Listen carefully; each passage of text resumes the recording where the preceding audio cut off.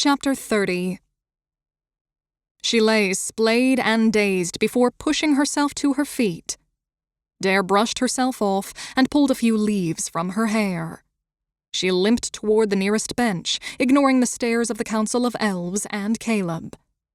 She smiled to everyone. "Sorry I'm late, but the door into this room is missing from the outside, so I had to find another way in. You might want to look into the spell that's messing with it." She took a seat next to Amthros. "What have I missed?" She glanced around the conference and met a range of expressions. Jacob's face was twisted between being stunned and laughing. Farallon was livid. Lady Eve hid a smirk behind a hand. Everyone else stared with slack jaws. Caleb ran a palm over an eye and looked at her from between his fingers. "Dare, what are you doing here?" Her smile fled, replaced by steel. "I'm not being left out of this." Farallon's face burned red. "You have a remarkable talent for being in places you should not be. Unless Carinth himself granted you special orders to be here, I want you gone. Now, you're a Kelin agent." She shook her head. "And how would you know that with such certainty, my lord?" Amthros's voice remained smooth and calm, but his brow had narrowed. The Duke gasped and froze. Then he blasted out, "It is the only logical assumption." "I'm just trying to help." Dare kicked her foot out over the map as if to point at it. "That's amazing. Look at it." She then leaned toward the Duke and met his gaze. Farallon gripped the bench so hard that splinters broke off under his hand. "Let me explain this to you, child. We're elves, and you're only 1/16. We are immortal royalty, nobility, or highly ranked military officers with much battle experience. Don't think you can play with us." Dare shrugged, and seemingly as an afterthought, straightened her shoulders. "You think this is a game?" Farallon crashed his fist into his thigh and pointed with his other hand. "Get out of here!" The Crown Prince clapped his hands together. "Enough." Dare spun toward him. "Oh, come on, Caleb, I'm trying to help." The Duke gasped so forcefully that he hit a higher octave. Caleb raised a hand. "My Lord Duke, when I had met Derora and Kelin, I kept my identity disguised, so they came into the habit of referring to me by a casual name. It is no dishonor." Farallon sneered. "This mortal has no respect." The prince shifted in his seat. "I enjoy my false name. It doesn't have the weight of my true one." He let his gaze slide over to Dare. "In this war, we may need more of such an attitude." "My prince, it's not an attitude, it's insanity." "Hey!" Dare interjected. "I can understand you this time." "Good!" "This isn't a trial, Dare." Jacob frowned at her. "So don't make it into one." Caleb set his hands on his armrests, eyeing both the Duke and Dare. "She and Kelin have been tortured at the hand of our enemy, which is more than I can say for either of us." Dare rubbed her face. The torture now seemed to be only a dazzling splinter in her memory, but it was enough to sidetrack her. She had been doing so well with not thinking of it, too. Giving the Duke refuge for his words, the mayor of Riverfall interceded. "Derora Saxen, we captured you in condemning circumstances. You should not be here." Dare stared at the mayor. "Who are you, my lady? And how did you know that?" The elf straightened her dress over her knees. "Your story is known, child." "Guards!" the Duke roared. 2 armored warriors appeared from out of the shadows. "Get her out of this place!" Dare dodged one questing pair of hands and landed right into another. She twisted and struggled, but to no avail. Jacob coughed and clamped a hand over his mouth, but his shoulders were shaking. "Wait, wait!" She let her feet slide, forcing the guards to drag her. "I've figured out how you can defeat the Kelin. I have a plan!" Caleb shook his head to her. Hold! Lady Eve's curls slipped and rolled like silk as she stood. A frown creased her face. Do you believe that, Derora? Farallon exhaled. It doesn't matter what she believes. The guards didn't release their grip on Dare, but they had stopped dragging her away. She pulled against them anyway and met with Evelyn's gaze. Invade Darkreign. Look, we're running with our tail between our legs. We're scared of them, but they need to be scared of us too. So we need to attack them. Farallon was still shaking his head. Get her gone. I don't need to entertain this idiot. Fine. Dare sniffed. I'll go. You don't have to. Lady Sabiel pressed against her husband's arm just as he tensed to jump forward. I'll go, Dare repeated. Jacob snickered. Then he grinned and shook his head. I like the spirit, Dare, I do, but no. Farallon snapped his fingers at the guards and pointed to the door. The soldiers began to drag her away. Dare went limp in their grasp again. Then make them think you have enough men. If nothing else, it buys you time. Lady Eve nodded to Caleb. He waved at the guards, who let go of Dare. Across the room, Farallon glared at Evelyn, but the lady's gaze moved back to the map. Evelyn raised a hand to Dare. She has a point. An elf or human in their territory would steal their attention. Yeah! Dare bounced on her feet. Thistle could get us in. She petered out against the weight of the stairs. She sighed. Can't. Caleb shook his head. She cast her gaze on him. Just a small party, enough to make some noise. The prince stared at her, slack-jawed. She jumped up to stand on a bench. Finally, I'm taller than everyone. All right, listen. The Kelin are running all over the surface of the world, raiding your towns, killing your people, watching us duck and hide every time we think one of them is nearby. Do you think they're watching their own lands that much? Sit down, girl. She felt Farallon's glare sharp as a knife's edge. Dare shifted her attention to Caleb. I'm probably seeing things in a simplistic manner, but at least I'm not making this too complicated. You need a method to draw the Kemen's attention, and here it is. If you want to live, shove this fight down their throats. We can't possibly do this. The mayor wrung her fingers together while continuing to stare down at the map. No! Farallon slapped his thigh. That wasn't even attempted during the Chentham Wars. No one in the history of the entire world has ever been so foolish. Surprise! Dare hollered. They won't expect it. A smile forced itself upon her lips, and she did her best to bite it back. She couldn't think of why she would smile now, but she was. She took a deep breath, giving her mind time to catch up with her mouth. They started this war, and you're just sitting here letting them finish it. The elves sat on their mahogany benches as if turned to stone. Jacob drummed his hands on his thighs. Well, I doubt the Kelin would see it coming. The most reward is from the greatest risk. Gasps echoed around the room as Dare studied the youngest elf in the room's sad but determined face. She nodded to him, while many of the council looked at him in surprise. Yeah, she added. It's enough to make it look like we've attacked their stronghold in Darkreign.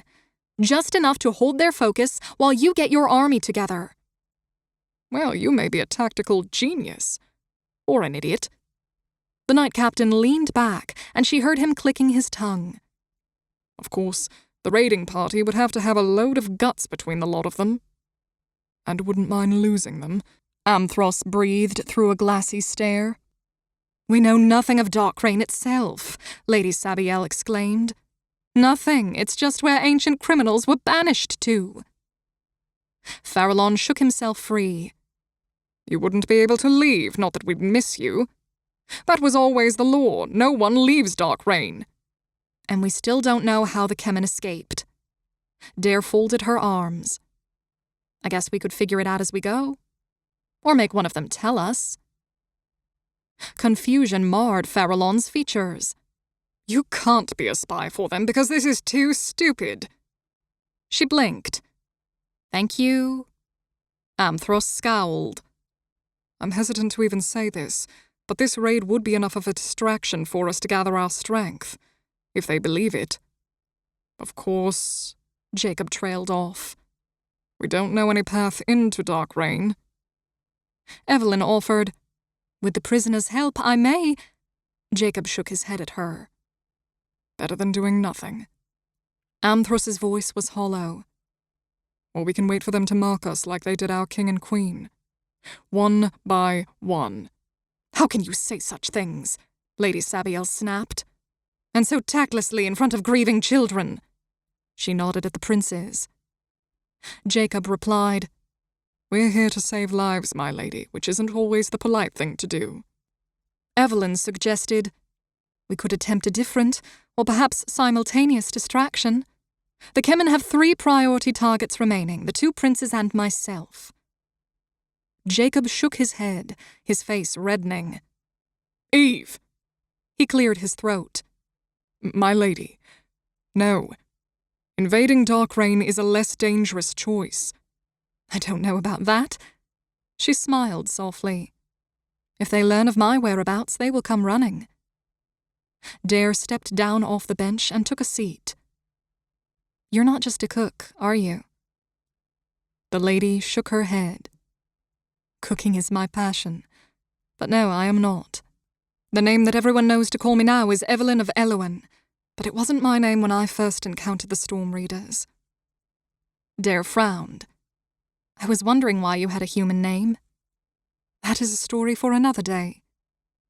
I'm the Baroness of Elowen, and it was I who banished the Kelin into Darkreign at King Valadin's orders. She sat upright on the bench and swiveled toward Jacob. It's misdirection, Sir Knight. Caleb scowled. I will not leave you to such a fate, my lady.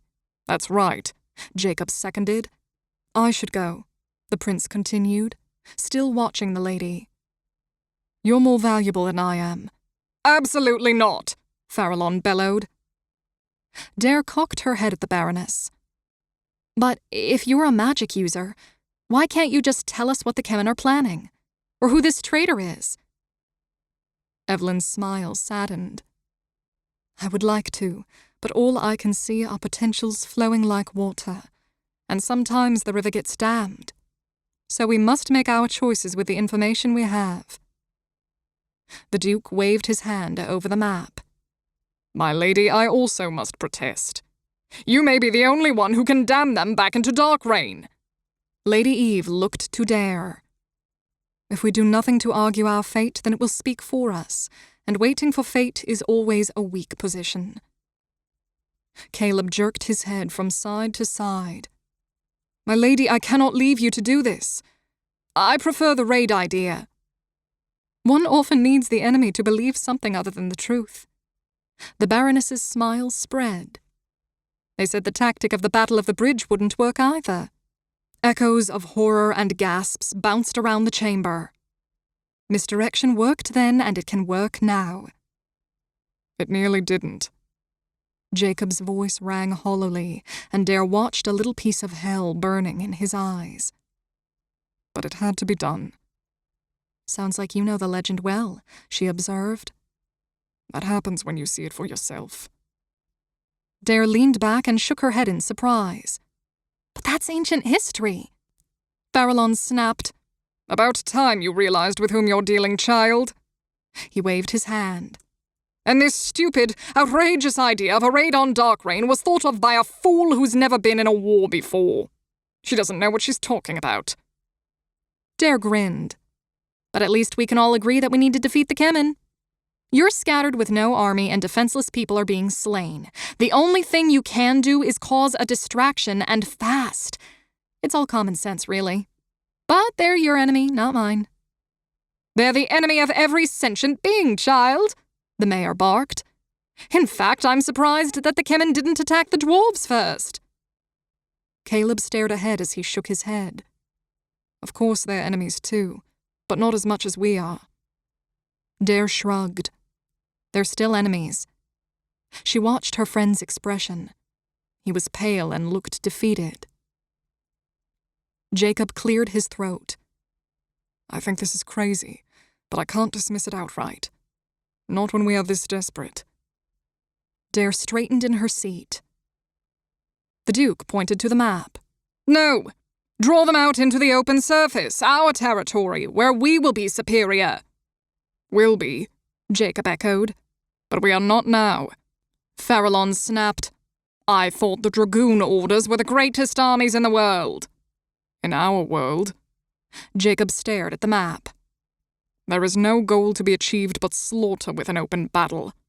You know better than that, certainly. I can't believe we're discussing the preposterous idea of raiding the Kelin, the Duchess interjected. The captain eyed Lady Eve, but then blew out a sigh. If we're going to be this reckless, if we go ahead on this fool's errand, we must twist a knife into their paranoia. I don't think they would believe that this is a ruse if we make it seem like a forward scout for an invasion. It's too much of a chance for them to take. If it works, we will get you the time to get our army here. If it doesn't, not much is lost.